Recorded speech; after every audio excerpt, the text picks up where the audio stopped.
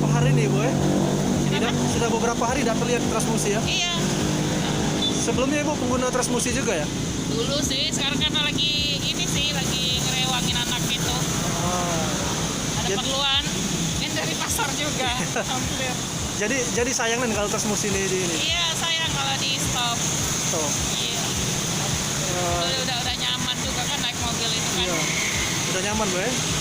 Semua orang pasti nyaman lah karena kan ada AC kan. Udah sih. Aman di dalamnya kan. Dibanding naik angkot lebih ini Iya, transmusi, Bu ya? angkot kan panas. Oh. Terus Harganya juga terjangkau. ya harga terjangkau kalau transmisi.